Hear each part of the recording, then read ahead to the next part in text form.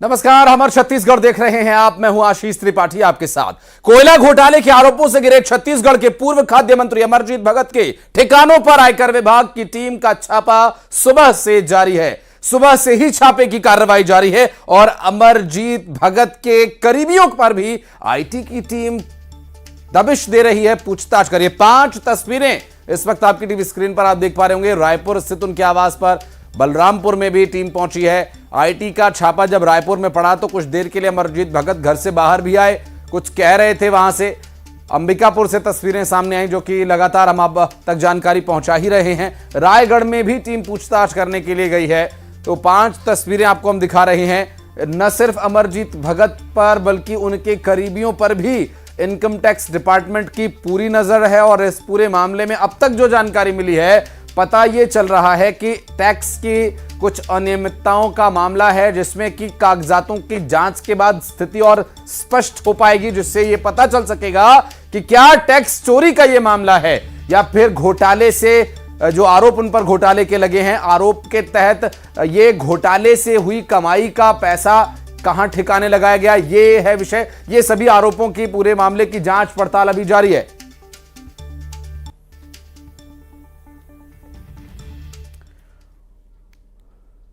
और ताजा अपडेट्स इस पर जुड़ी इस जानकारी पर हम आपको पहुंचाते हैं। आपको बता दें कि पूर्व मंत्री अमरजीत भगत के ठिकानों पर आईटी की दबिश लगातार जारी है और आपको बता दें कि अमरजीत भगत के ठिकानों पर कार्रवाई की जा रही है। इनकम टैक्स डिपार्टमेंट की आईटी की रेड यानी जारी है और आपको बता दें कि यहां इस आईटी की रेड में यानी इनकम टैक्स डिपार्टमेंट के द्वारा की जा रही छापेमार कार्रवाई के दौरान कागजातों को खंगाला जा रहा है, जांच की जा रही है। और ऐसे में पूर्व मंत्री के ठिकाने पर जो जांच पड़ताल चल रही है, इस जांच पड़ताल में क्या कुछ तथ्य अभी सामने आते हैं, यह भी देखने का विषय होगा। आपको बता दें कि इनकम टैक्स डिपार्टमेंट यानी आयकर विभाग लगातार कार्रवाई कर रहा है और आयकर विभाग के द्वारा रायपुर, अंबिकापुर दोनों ही जगह दबिश दी जा रही है। छत्तीसगढ़ में एक बार फिर आयकर विभाग की टीम ने छापेमार कार्रवाई की है और आईटी की टीम ने पूर्व खाद्य मंत्री अमरजीत भगत के कई ठिकानों पर जो है वो दबिश दी है। राजधानी रायपुर समेत कई जगहों पर सुबह से ही आईटी की छापेमार कार्रवाई जो है वो जारी है और इस वक्त मैं अमरजीत भगत के राजधानी रायपुर के विधायक कॉलोनी स्थित निवास के बाहर ही हूँ। इसके अलावा अंबिकापुर के निवास पर भी जो है आईटी की रेड पड़ी है और तड़के सुबह 7 बजे आईटी की टीम अमरजीत भगत के निवास जो है वो पहुंची है और अंदर जो है दस्तावेज खंगालने के साथ जांच का जो कार्य है वो शुरू कर दिया गया है। छत्तीसगढ़ और मध्य प्रदेश की टीम अमरजीत भगत के घर पहुंची है और सुबह 7 बजे से दस्तावेज खंगालने का जो काम है वो शुरू हो गया है। इसके साथ ही अमरजीत भगत के निवास के स्टाफों से भी आईटी की टीम जो है वो लगातार पूछताछ कर रही है। इसके अलावा राजधानी रायपुर समेत कई जिलों पर आईटी की जो कार्रवाई है वो फिलहाल जारी है और कई बिल्डर्स और कारोबारियों के घर पे सुबह से ही आईटी की टीम ने जो है छापेमार कार्रवाई की है। कैमरा पर्सन राजेंद्र सिंह के साथ तनु वर्मा, न्यूज़ 18 छत्तीसगढ़, रायपुर। के सामने बयान दिया, पूर्व मंत्री ने कहा कि परेशान करने के लिए यह सब कुछ हो रहा है। अभी आने वाले दिनों में राहुल गांधी की छत्तीसगढ़ यात्रा है, इसलिए रुकावट डालने की यह प्लानिंग है। इसी के चलते कार्रवाई है। पूर्व मंत्री को आईटी के अधिकारी अंदर लेकर गए। गरीब आदमी को परेशान कर रहे हैं सर। विरोधियों का चाल है। लोकसभा चुनाव सर्वे में मेरा नाम आ गया है। ये जीतने वाले कैंडिडेट के इसलिए इसके पहले विधानसभा में भी आया। सामने आ गया। राहुल गांधी जी का दौरा है। राहुल गांधी जी का दौरा है, उसमें संयोजक बनाए गए हैं, इसलिए भी प्रोग्राम को फेल करने का है ना। अंबिकापुर में भी पूर्व खाद्य मंत्री अमरजीत भगत के घर आईटी की रेड जारी है। मध्य प्रदेश और छत्तीसगढ़ की आईटी की टीम पहुंची। अंबिकापुर से 10 से अधिक अधिकारी कर्मचारी मौके पर घर के अंदर दस्तावेजों की जांच हुई। दरअसल घर के बाहर भारी संख्या में पुलिस बल भी तैनात है। आपको बताते चलें कि अंबिकापुर में ये आईटी की टीम पहले पहुंची थी, फिर रायपुर से जानकारी आई और इस तरह से अमरजीत भगत के सभी ठिकानों पर इनकम टैक्स डिपार्टमेंट जांच पड़ताल कर रही है, कागजातों को दस्तावेजों को खंगाल रही है और यहां पर 10 से अधिक अधिकारी और कर्मचारी मौके पर हैं। घर के अंदर दस्तावेजों की जांच हो रही है। अमरजीत भगत के घर आईटी की टीम पहुंची हुई है और ये सुबह से ही छापेमार कार्रवाई चल रही है।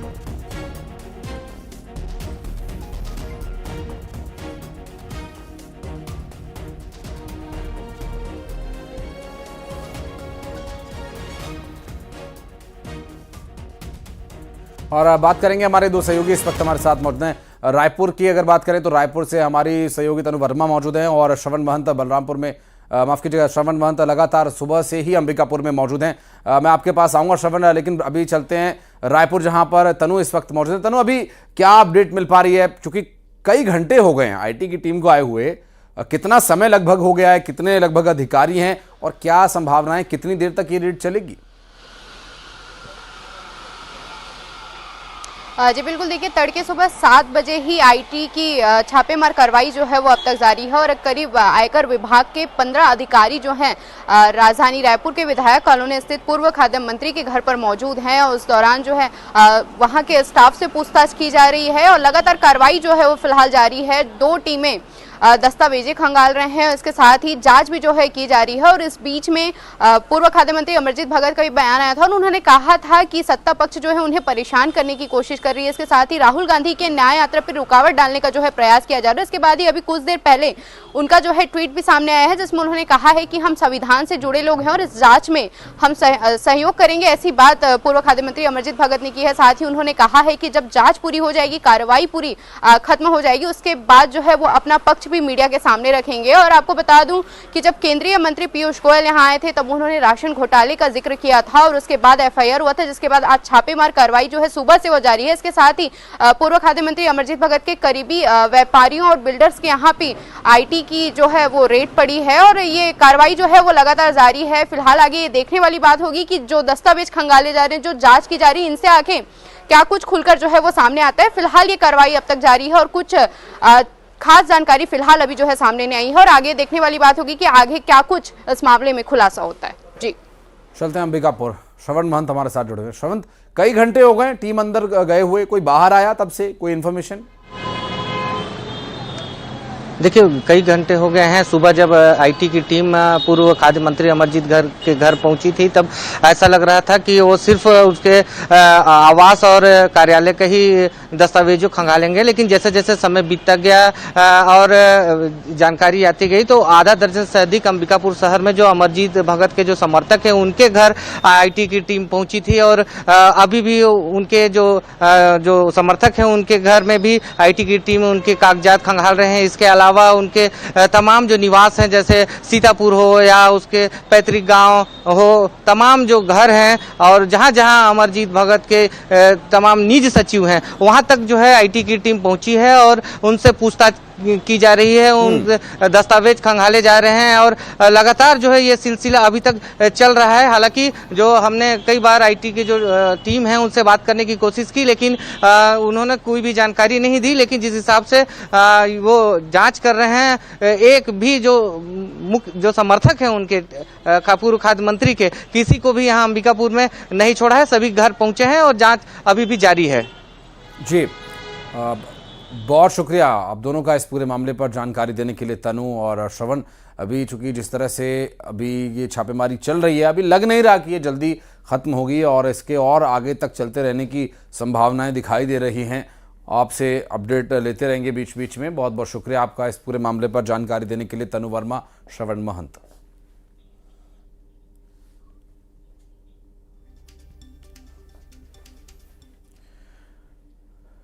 और बढ़ते हैं आगे। महासमुंद विधायक योगेश्वर राजू सिंह ने धर्मांतरण को लेकर बड़ा बयान दिया।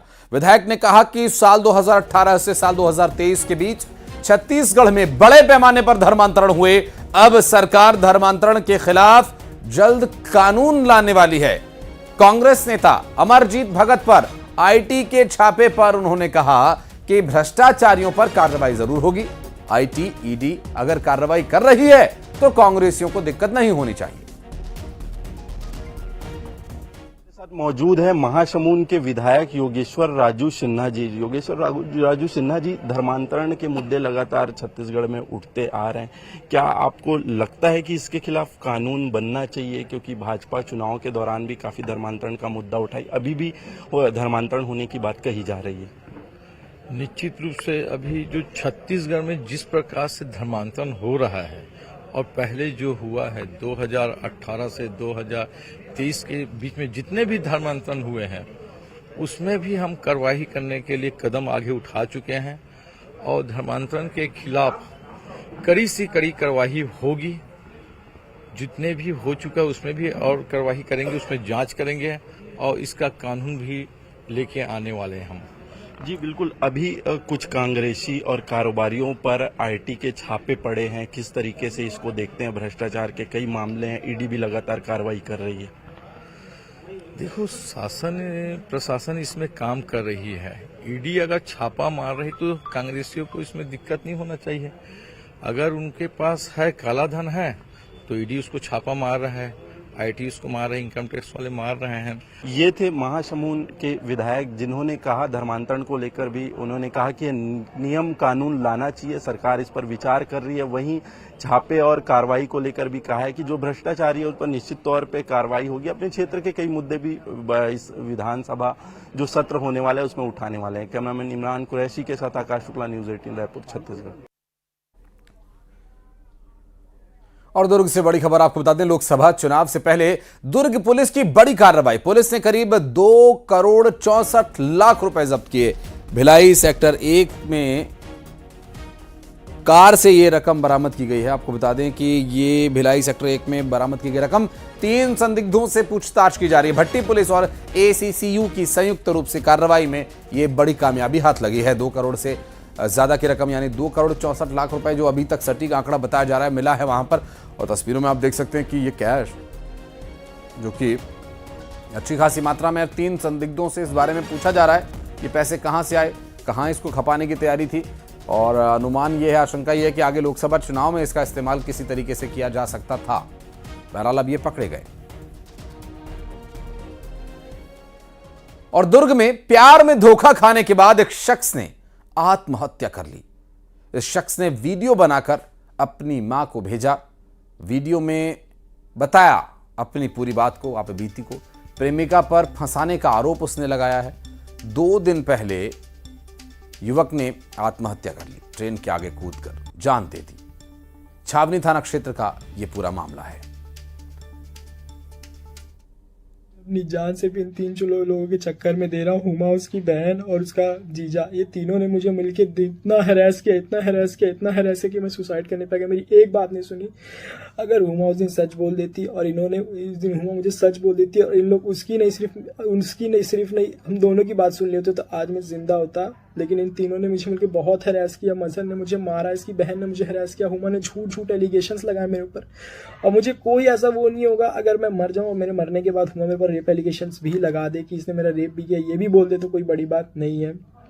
क्योंकि वहाँ पर हुमा अपने बचने के लिए कुछ भी झूठ बोल रही थी, बस वो बच रही थी इसलिए कुछ भी झूठ बोले पड़ी थी। और फाइनली वो बच भी गई। फर्स्ट मैं गया, वो भी फ्री में, कि हाँ रिलेशनशिप मैंने जबरदस्ती बुलाया था, बल्कि ऐसा कुछ था ही नहीं। और सख्ती से बड़ी खबर आपको बता दें, अंधविश्वास ने एक ग्रामीण की जान ले ली। चंगाई सभा में प्रार्थना के चक्कर में इसकी जान चली गई। दरअसल ग्रामीण अपनी किडनी की बीमारी का इलाज कराने चंगाई सभा में पहुंच गया। यहां किडनी पेशेंट शख्स आया हुआ था और अचानक उसकी तबीयत और बिगड़ गई।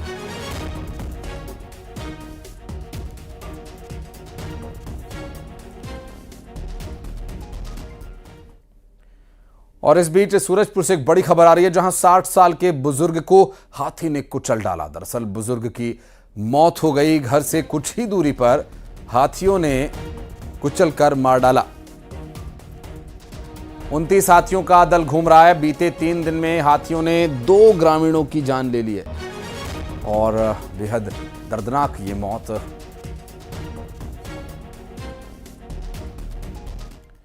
और बिलासपुर से एक बड़ी खबर आपको बता दें, पान के दुकान संचालक से मारपीट करने वाले 2 आरक्षक लाइन अटैच कर दिए गए हैं। रतनपुर थाना में तैनात दोनों आरक्षक लाइन अटैच किए गए हैं। पेट्रोलिंग के दौरान दुकान बंद कराने को लेकर विवाद हुआ था।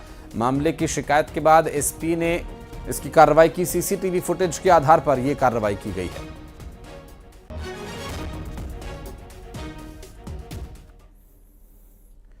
और कोरबा में एसईसीएल की गेवरा खदान में एक हादसा हो गया।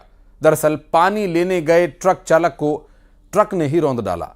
आपको बता दें कि रुंगटा कंपनी का ट्रक वो चलाता था। पुलिस पूरे मामले की अभी जांच कर रही है। पुलिस सभी एंगल से मामले की जांच कर रही है और जानने का प्रयास कर रही है कि आखिर इस शख्स की मौत कैसे हुई।